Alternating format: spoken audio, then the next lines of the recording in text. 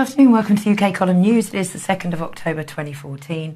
Myself, Louise Collins, Brian Gerrish and Nick are here in the studio. And we have a guest today, my new co-host for a late night show, Daniele La Verite, also known on YouTube as Chloe George. Danielle, are you with us? Now, Danielle has been on YouTube, Internet Storm. You there, honey? I am, hello. Hello, welcome to the UK Column. Hi. Okay, just before we start plugging the show that's going to be starting tonight at midnight, do you want to tell the listeners and viewers of the column how you got into all of this? We're just brief because we've only got sort of 5-10 minutes left, Danny, so we'll just run through a little bit about you and introduce you to and what all you'd of our... like to achieve. Yeah, and what you're about to achieve, yeah. Okay, well, obviously, as a few people know, some still might not, I was researching serial killers and their links to government for quite a long time. And as time went on, obviously once you start delving into that kind of thing, it's the joining of the dots, and it just carried on and snowballed, and I found out more and more. And I was quite busily for a long time via Facebook and social networks trying to wake people up to the system and what have you. And in the end, somebody suggested that I should try YouTube videos. They said, "You're quite funny, give it a go." So I did, and within a few days it had gone viral, and there just doesn't seem to be any sign of it stopping, really. It's been absolutely crazy for maybe just over 2 months now. You went and spoke up at Truth Juice as well, didn't you, not long ago? With Thomas Sheridan, yeah, I did like a little pre-talk for Thomas, and I'll be back up at Truth Juice at the beginning of the year doing my own talks as well, so I'm really looking forward to that. Right. So, Danielle, what is it that really got you so fired up? You decided to do something which a lot of people find difficult, which is to actually identify yourself, to put your face in front of cameras. All of a sudden, you go from being somebody in the community. You put your face in front of a camera, and you're known to a lot of people. What made you want to take that step? I think, I've seen this go on for such a long time, and I suppose I got so tired of hearing people say, but one person can't make a difference. We know it's happening, but what can we do? There's nothing we can do about it. And I just kind of got to the point where I thought, I have to live in this system. My children are going to be living in this system. They already are. And I can't bear this. I can't bear injustice. And I just couldn't not say anything, and I can't understand how others don't have that same passion. Yeah, that's what baffles me a lot of the time, Danielle. Just for our listeners, because it's something obviously the column are really interested, do you mind just going through what happened at your son's school the other day? I know the video was a massive hit and you've had so much support, and it's basically common purpose within schools, really, wasn't it? Absolutely. My son's just turned 9 years old. He's quite a sensitive child. He would never, ever be rude to an authority figure, particularly a teacher. And he was told off in front of his class because he'd forgotten to take some non-compulsory homework in. And he'd said to the teacher, "I have done my homework. I just forgot to pick it up this morning. I'll bring it in tomorrow." Very polite. And she told him off and made him cry in front of the class because he didn't ask her permission to bring in the homework. And obviously, as a parent that is fully aware of the system and the awful common purpose training that most of these teachers have probably been through, I wasn't prepared to sit back and take that. And I was fobbed off the morning I went in with my son, who was in tears, who was terrified, basically, to be back in class the next day. And I basically said that I would take my son home until this teacher could find the time to resolve the situation.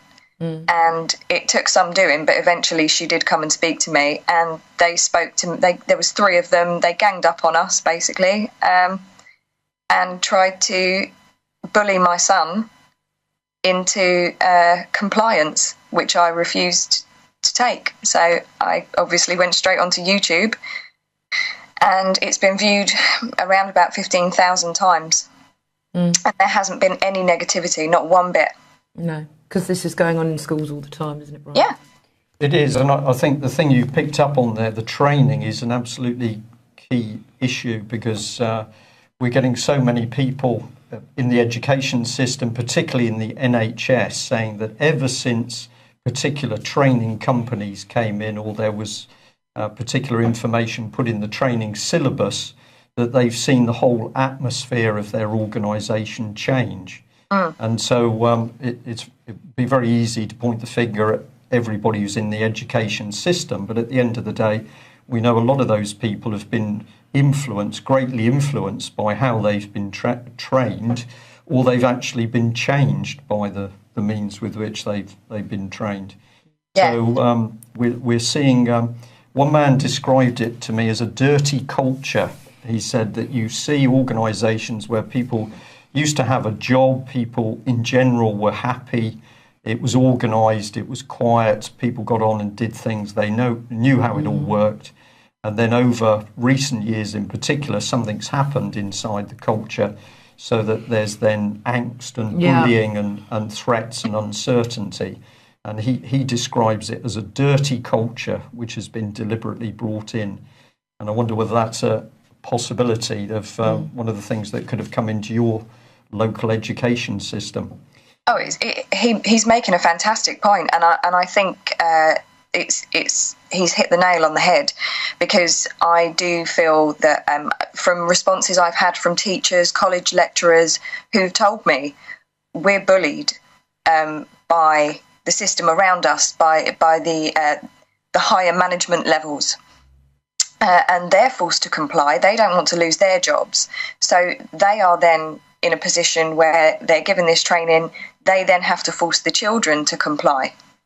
And it's just that trickle effect. You know, they're being bullied from on high.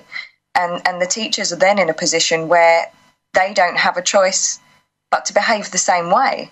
Yeah. Otherwise, they lose their security of their jobs, their pensions, everything else. And they just have to kind of, they're choosing to do as they're told. Yeah, agreed. I'll just say that I remember walking into a primary school, so obviously in through the public entrance, and you're there at the main reception desk, and straight in front of you a huge poster talking about bullying.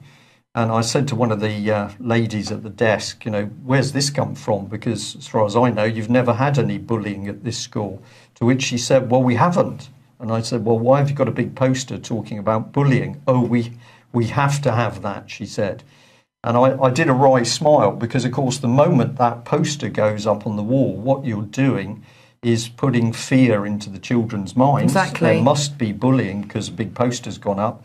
And every new parent who's thinking of bringing their child to the school probably gets the same dose.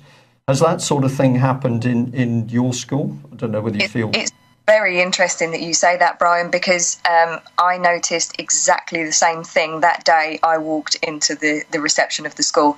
There's a huge poster on the wall, and there's also a booklet on the desk of the reception right in front of you that explains the stance the school have, and that they have a zero tolerance on bullying. Yeah. Amazing. And the other thing that goes with that, of course, is we're seeing this introduction of mindfulness coming into a lot of schools. And meditation on a mass scale to children, which I think is very, very dangerous. Am I allowed another question? Go on, off you go. Just one more question for you, and I think about the reply very carefully. But, of course, if we say too much over live television like TV, we could be in trouble with the government. We could be peaceful terrorists. So if you had the opportunity to cuddle one of Britain's politicians to death, who would be your lead target for a good, strong cuddle? I suppose I'm going to have to say David Cameron, because he has made it into my list of people I don't like very much every week, bar one. Yeah. So it's going to have to be him. Oh, the thought. Danielle also did a really good video, just because we've been talking about the McCanns. And Danielle, just a quick comment from you on this with regards to the McCanns and now the police going after the Twitter trolls. What are your thoughts on this? More resources being spent on this one case. What are your thoughts on it? Well, it's incredible, isn't it? I mean, these people have had thousands upon thousands of pounds worth millions in public money over the years. And it's people just aren't thinking about this. There are children that go missing constantly. There's a girl whose body was found sadly yesterday. You know, with the help of the sniffer dogs. She's barely had any coverage at all. And this goes on every single day of the week. Why, all of these years on, is this still so huge? And I don't think what people don't seem to understand is that this kind of backlash, however vile, like I stated this morning on my Facebook page, the tweets are vile, but it clearly shows me that there are very few people buying into the McCann story. Exactly. Okay, so you and I are on air tonight.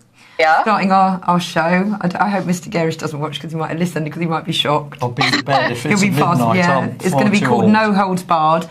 Yes. And we're really going to go for it. Anything you want to particularly say about what we've got planned? Our first guest is our dear friend and wonderful man, author Thomas Sheridan. But your thoughts on tonight's show, Danny? I'm really excited about tonight, and you know, I feel a little bit like I'm able to lead you astray, Lou. And it really will be no holds barred. Brian is twitching here. If you're a sensitive disposition, it's probably not a good idea to listen in, but I know there are a lot of people that find it really quite funny, and I just think that's what we need. Exactly. This stuff is so serious, and I think there are times where you have to have a joke on the system's behalf, you know, and I think that's what we're going to do with this. Brilliant. Okay, so we're going to put an advert up. Danny, I will speak to you later, and if we can put the slide up now that we've got up, it will be tonight at midnight on the People's Internet Radio. There you go, Danielle and I, a month or two ago. So that's tonight on People's Internet Radio. Tune in, but please don't tell the boss what we're saying, because I might get in trouble. Yeah, probably not too much. We'll see. Thanks for joining us. Okay, Cheers. bye-bye. Bye. Thanks, Danielle, as well. Thank you.